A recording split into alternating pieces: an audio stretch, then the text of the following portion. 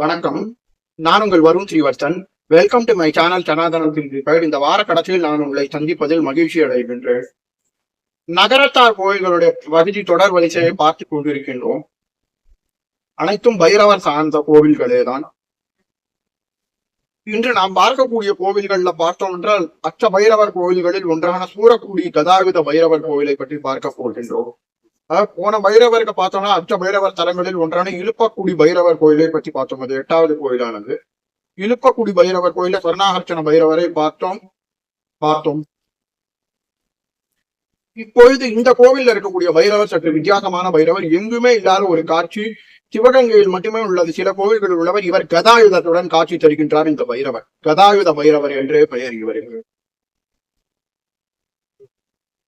இந்த கோவிலில் இன்னொரு சிறப்பு விசேஷம் என்னவென்றால் 2 பைரவர்கள் உள்ளது.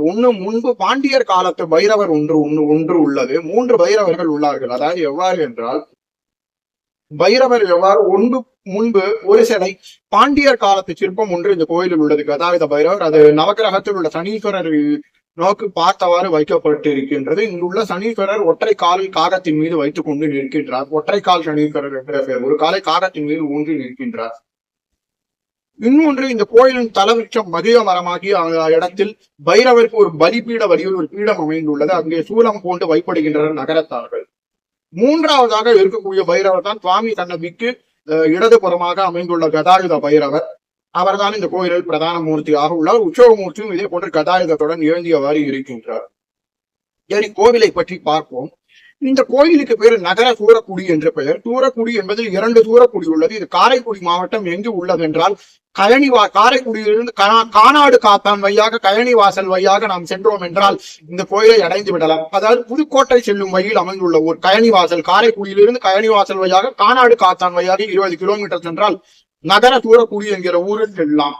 கானாடு காத்தான் என்றால் ஆட்சி மனோரமாவின் பெயர் தான் ஞாபகம் வருகிறது. அவருடைய சொந்த ஊர் இது. நடிகை ஆட்சி மனோரமா அவர்களின் ஊர் கானாடு காத்தான். அது மட்டும் இல்லாமல் இந்த கோவில் பார்த்தோம் என்றால் 2 சூரக்குடி உள்ளது.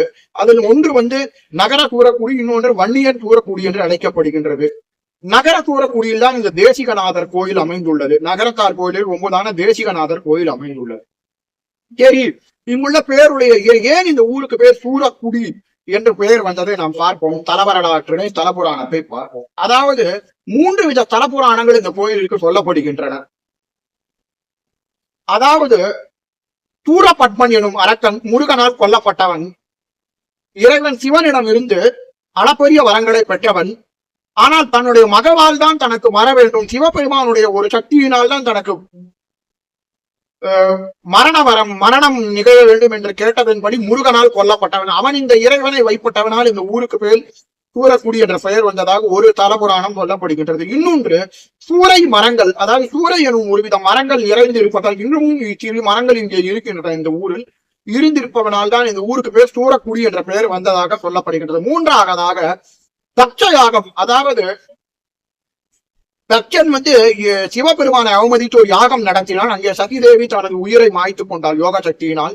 அந்த இடத்தில் சிவபெருமான் தன்னோட ஆக்ரோஷ ரூபமான வீரபத்ரனை தோற்றுவித்து அங்கே கலந்து கொண்டார். அனைவரையும் தட்சனுடைய யாகத்தை அழித்தார். அப்பொழுது சூரியனும் இந்த தட்ச யாகத்தில் கலந்து கொண்டதனால் வீரபத்ரனாகிய சிவபெருமானின் ஒரு ரூபம் வீரபத்ரன் என்ன செய்தார் என்றால் சூரியனை தண்டித்தார். சூரியனை படார் என்று அறைந்து அவன் பல்லை பிடுங்கினான். சரியான ஒரு பல்ல பிடுங்கி தண்டித்தார். தட்ச யாகத்தில் கலந்து கொண்ட பாவம் தீர சூரியன் என்ன செய்தார் என்று இந்த ஊரில் உள்ள தேசிகநாத என்னும் சிவபெருமானை எருக்க இலைகள் எல்லாம் தாமரை மலர்களை கொண்டு அர்ச்சித்து பாவம் நீங்க பெற்றார் என்று சொல்லப்படுகின்றது. அதற்கு சாட்சியாக இந்த கோயிலில் சூரிய பகவான் மிக அழகாக இருக்கையில் தாமரையுடன் மிக கலைநயத்துடன் சூரிய பகவானை வடித்துள்ளார்கள் நகரத்தார்கள் இந்த கோயிலில். அதனால இந்த ஊருக்கு பேர் சூரியக்குடி என்ற ஊரே மருவி சூரக்குடி என்றானது. இருந்தாலும் இந்த கோயிலின் தலவிருட்சம் மாமரமாகும். ஆம்பரம் விருட்சம் எனும் மாமரம் விருட்சம் ஆகும். சரி, கோயிலுக்குள் செல்வோம் வாருங்கள். இந்த கோயிலுக்கு செல்வதற்கு முன் கோயில்கள் ஒரு மிக சிறந்த ராஜகோபுரத்துடன் காணப்படுகின்றது. வழியிலே தட்டு கொண்டிருக்கும் போதே ஒரு ஊருணி இருக்கின்றது, குளம் இருக்கின்றது. இந்த குளத்துக்கு பேர் பைரவர் குளம் என்ற பைரவ புஷ்கரணி என்று அழைக்கப்படுகின்றது. பைரவர் பெயராலே அழைக்கப்படுகின்றது இந்த புஷ்கரணி. இதில் 27 படிக்கட்டுகள் உள்ளன. இதை இறங்கி சென்று ஒவ்வொரு பொழுதும் குளத்தில் பாசி ஏற்பட்டோ தண்ணீர் அசுத்தமாவதோ இல்லை எப்பொழுதும் ஊருணி போல் மிக சிறந்த ஊருணி மிக எப்பொழுதும் தூய்மையாகவே உள்ளது, ஃப்ரெஷ்ஷாக இருக்கின்றது. நாம் உள்ளே செல்கின்றோம். நேரடியாக பெரிய ராஜகோபுரம் வரவேற்கிறது. அதில் பல சிற்பங்கள் உள்ளன. வெளிவாயிலில் விநாயகரும் தண்டாயுதபாணியும் உள்ளார்கள். நேரே நாம் உள்ளே செல்கின்றோம். உள்ளே செல்லும் போது வெள்ளை கல்லினால் அதாவது முன்பு இந்த கோயிலுக்கு 1800 வருடங்களுக்கு முன் பாண்டியர் காலத்தில் இருந்த ஒரு செங்கல் கற்றலினால் ஆன கோயில் ஒன்று இருந்தது. அது பிற்காலத்தில் அழிந்து விட்டது ஏதோ காரணத்தினால். பிறகு என்ன செய்தார்கள் என்றால், நகரத்தார்கள் இந்த கோயிலை திருப்பி வெள்ளை கல்லினை கொண்டு திருப்பணி செய்தார்கள். 1898ஆம் ஆண்டு இந்த கோயிலுக்கு கும்பாபிஷேகம் நடந்தது. வெள்ளைக்கல்லால் ஆன கோவிலுக்கு. இப்போது கோயிலுக்குள் தரிசனம் செய்வோம் வாருங்கள். நாம் உள்ளே செல்கின்றோம். உள்ளே செல்லும் போது நேரடியாக அதாவது பிரதான வாயில்களை கடந்து துவதஸ்தம்பத்தை நோக்கி செல்கின்றோம். துவதஸ்தம்பை நோக்கி செல்லும்போது நந்தி மண்டபத்தில் சென்றிருக்கோம். மாத்தூர் கோயிலை போன்ற நந்தி 4 சிம்மபீடத்தின் மீதே அமைந்துள்ளது. இந்த கோயிலும் சிறப்பாக நந்தியை அமைத்துள்ளார்கள் நகரத்தார்கள். நேரடியாக நாம் மூலஸ்தானம் செல்கின்றோம். மூலஸ்தானம் செல்வதற்கு முன்னாடி சிறிய நந்தி ஒன்று உள்ளது. காப்பர் நாளான ஒரு நந்தி, ஐம்பொன் நந்தி ஒன்று உள்ளது. சூரிய கண்டிகை ஒன்று உள்ளது. நேரடியாக உள்ளே செல்கிறோம் என்றால் துவாரபாலகர்கள் இருவர் உள்ளனர். இரு பக்கத்திலுமே இடம்புரி விநாயகராக துவார விநாயகர் உள்ளனர். பக்கத்தில் அழகிய ரூபமான தண்டாயுதபாணி காட்சி அளிக்கின்றார். இந்த கோவிலிலே பார்த்தோம் என்றால் இறைவனுடைய பேர் தேசிகநாதர் என்று அழைக்கப்படுகின்றார். ஏன் இறைவனுக்கு பேர் தேசிகநாதர் என்று பார்த்தால், அதாவது வாணிபம் கண்டு வளமே நாட்டினார்கள் நகரத்தார்கள் என்று சொன்னார்கள். அவ்வை மூதாட்டின் அருவருடைய திரைக்கரை ஓடி திரவியம் தேடு என்று அவ்வை பாட்டி ஆத்திச்சூடியில் கூறியுள்ளார்கள். அதன்படி வாழ்ந்தவர்கள் நகரத்தார்கள். அதாவது அவர்கள் 4 திசைகளும் 4 தேசி என்றால் 4 திசை என்று பொருள். இந்த 4 திசைகளிலும் கொண்டு சென்று வாணிபம் செய்து வளமே நாட்டியவர்கள் நகரத்தார்கள். ஆகையினால் இந்த ஊருக்கு பேர் தேசிகபுரம் என்று அழைக்கப்படுகின்றனர். ஆனால் இந்த இறைவனுக்கு பேர் நகரத்தார் தேசியர்கள் என்று அழைக்கப்பட்டார்கள்.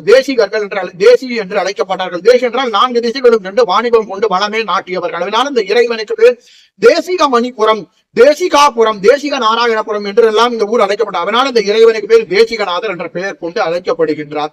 இந்த இறைவனுடைய முகப்பில் வைரவன் பட்டி போன்று இளையாத்த முடி போன்று இந்த இறைவனுடைய நெற்றியில் பிரம்மசூத்திர கோடுகள் காணப்படுகின்றன. இந்த லிங்கத்துடைய நெற்றியில் மாத்தூர் போன்று. அது மட்டும் இல்லாமல் அம்மன் திருநாளம் சவுந்தரநாயகி அம்மன் என்று அழைக்கப்படுகின்றார்.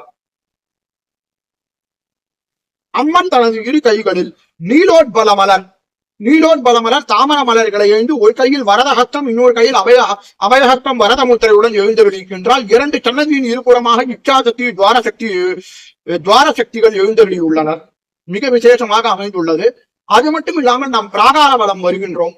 பிராகார வனம் வரும்போது என்ன பார்க்கின்றோம் என்றால், தட்சிணாமூர்த்தி, இந்த கோயில் உள்ள தட்சிணாமூர்த்தி சிற்பம் மிக அழகாக வடிக்கப்பட்டுள்ளது. அதாவது எவ்வாறு என்று சொல்ல போகின்றது என்றால், குறிப்பாகவே தட்சிணாமூர்த்தி என்றால் ஆலமரம், தட்சிணாமூர்த்தி எல்லாம் ஆலமர செல்வன் என்று அழைக்கப்படும் தட்சிணாமூர்த்தி எல்லாம் ஒன்றாக சேர்த்து ஒரே கல்லில் வடிக்கப்பட்டிருக்கும். ஆனால் இங்கு ஆலமரம் தனியாகவும் தட்சிணாமூர்த்தி தனியாகவும் சுற்றியுள்ள முனிவர்கள் இருக்கிறார்கள். அவர்கள் தட்சிணாமூர்த்தி சிற்பத்துடன் ஒட்டி இல்லாமல் தனித்தனியாக வைக்கப்பட்டுள்ளனர்.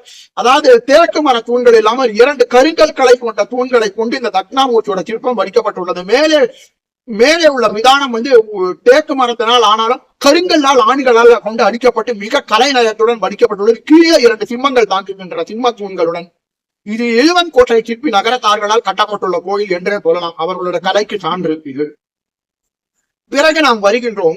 பிராகாரவரம் சுற்றி வருகின்ற போது நாம் அண்ணாமலையாரை சேவிக்கின்றோம். இந்த அண்ணாமலையார் சிற்பமும் மிகவும் விசித்திரமாக செய்யப்பட்டுள்ளது.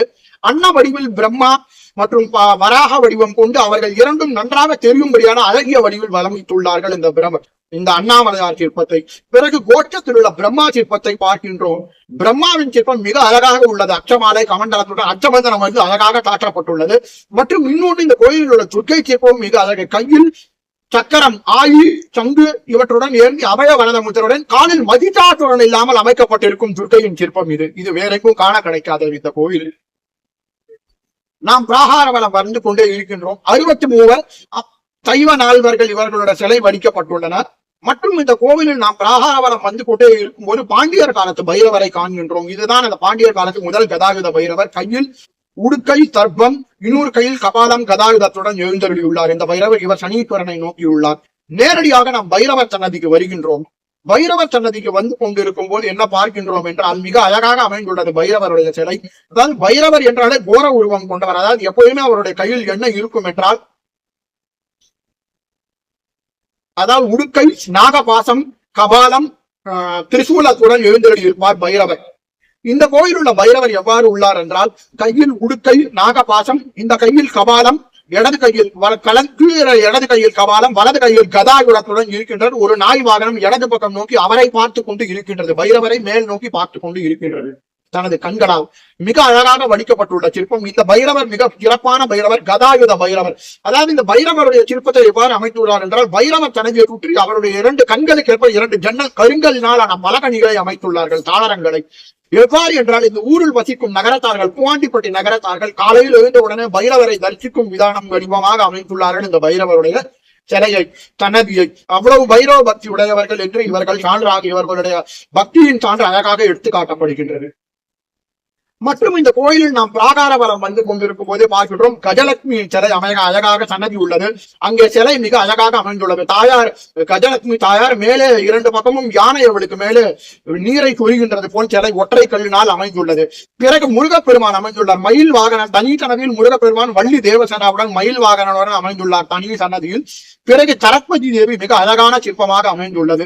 அதாவது எவ்வாறு என்று சொல்ல போகிற வேண்டும் என்றால், சரஸ்வதி தன் கையில் அச்சமாலை, கமண்டலம் மற்றும் 2 கைகளால் வீணையை வாசிக்கும்படிய குண்டிகா மாலை, வீணையை வாசிக்கும்படியான சிற்பம் மிக பெரிய அளவில் அமைந்துள்ளது. அது மட்டும் இல்லாமல் இந்த கோயிலில் நவகிரக சன்னதியும் அமைந்துள்ளது. நவகிரகத்தை நோக்கிய இந்த பாண்டியர் காலத்து பைரவர் சிற்பம் அமைந்துள்ளது. இதில் சனீஸ்வர பகவான் முன்பு சொன்னது போல காகையின் மீது ஒரு காலை ஊன்றி இன்னொரு காலை தரையில் வைத்தவாறு அமைந்துள்ளார். மற்றும் இந்த கோயில் சிற்பங்கள் பல உள்ளன. வீர ஆஞ்சநேயர், அதாவது மேலே பார்த்தோம் என்றால் ஒரு விதானத்தில் இந்த கோயில் வீர ஆஞ்சநேயருடைய சிற்பம் அமைந்துள்ளது. மேலே அப்படியே இந்த பைரவர் சன்னதிக்கு செல்லும் போது ஒரு விதானத்தில் கையை உயர்ந்து நோக்கியவாறு வீராஞ்சநேயர் அமைந்துள்ளார். அது மட்டும் இல்லாமல் இந்த கோயில் தூண் சிற்பங்களில் புடைப்பு சிற்பங்களாக காளிங்க நர்த்தனர், கதாயுதம் ஏந்திய கருப்பர், பைரவர், அது மட்டும் மீனாட்சி சுந்தரேஸ்வரர், பெருமாள் கஜேந்திர மோட்சம், 2 கையில் பந்தை பிடித்துக் கொண்டிருக்கும் விஷ்ணு, 2 பூக்களுடன் உலகையை பிடித்துக் கொண்டிருக்கும் பிரம்மா போன்ற அழகிய சிற்பங்கள் மற்றும் பலவித பூக்களுடைய சிற்பம், நீலோட்பலம், செங்கை நீர் போன்ற சிற்பங்கள் அதனுடைய இதையெல்லாம் சேர்ந்து மிக அழகாக வடித்துள்ளார்கள். மேலே இறைவன் மற்றும் அம்மன் சன்னதி மேலே விதானத்தில் கஜலட்சுமியுடைய சிற்பம் அமைந்துள்ளது. மேலே, அதாவது கீழே வெள்ளைக்கல் திருப்பணியா இருந்தாலும் மேலே செங்கல்களை கொண்டு மிக அழகாக திருப்பணி விமானங்களை செய்துள்ளார்கள் நகரத்தார்கள். மற்றும் இந்த கோயிலின் தலம் வெளியே தலவிருட்சமான மாமரம் அமைந்துள்ளது. அதுக்கு பக்கத்திலே மற்றும் மாமரத்தும் மற்றும் மகிழ மரம் அமைந்துள்ளது. இந்த மாமரத்துக்கு பக்கத்திலே மகிழ மரத்திற்கு கீழே மாதூர் கோவிலை போன்று முனீஸ்வரருடைய சிலையை வைத்துள்ளார்கள், காவல் தெய்வமான முனீஸ்வரரை. பக்கத்திலே மாமரத்தில் பைரவருடைய பீடத்தை அமைத்து அங்கு யாககுண்டம் போன்று அமைத்துள்ளார்கள். ஆக இந்த கோயில் உள்ள கதாயுத பைரவர் மிக மிக சக்தி வாய்ந்த பைரவராக கருதப்படுகின்றார். அதாவது எவ்வாறு என்றால், இந்த கோயிலில் உள்ள பைரவருக்கு தேய்பிறை அஷ்டமி மிக சிறப்பாக கொண்டாடப்படுகின்றது. இவருக்கு வடமாலை சாற்றி வழிபடுகின்றார்கள். இந்த பைரவரிடம் ஏற்பட்டால் எல்லா விதமான நோய் நொடிகள் எல்லாம் தீரும், செல்வ பிரச்சனைகள் எல்லாமே தீரும் இந்த பைரவரை வழிபட்டால். அது மட்டும் இல்லாமல் தடைகள் விலகும் இந்த பைரவரை வழிபட்டால். தூரக்குடி கதாயுதம், அதாவது இந்த கோயிலில் மிக தேய்பிறை அஷ்டம் என்று சிறப்பு வழிபாடுகள் நடைபெறுகின்றன. குறிப்பாக பைரவர் கால், அதாவது வளர்ப்பு தேய்பிறை அஷ்டமி என்று, அதாவது மகாதேவ அஷ்டமி என்று சொல்லப்படுற கார்த்திகை மாத அஷ்டமி என்று மிக சிறப்பான வழிபாடுகள் நடைபெறுகின்றன. பைரவருக்கு அபிஷேகம், வடமாலை போன்றவை எல்லாம் காட்டில் வைப்படப்படுகின்றன. மிக சிறந்த ஒரு அரிய கோயில் பைரவர் கதாயுதத்துடன் அமைந்துள்ளார். இது சிவகங்கை மாவட்டத்தில் மட்டுமே உள்ளது. இந்த கோயில் இன்னும் சில கோயில்களிலும் பைரவர் இவ்வாறு அமைந்துள்ளார். நாம் இதனை ஒரு தரையாவது சென்று இந்த கதாயுத பைரவரை தரிசித்து அருள் பெறுங்கள். 3 பைரவரையும் தரிசித்து நன்றி, வணக்கம்.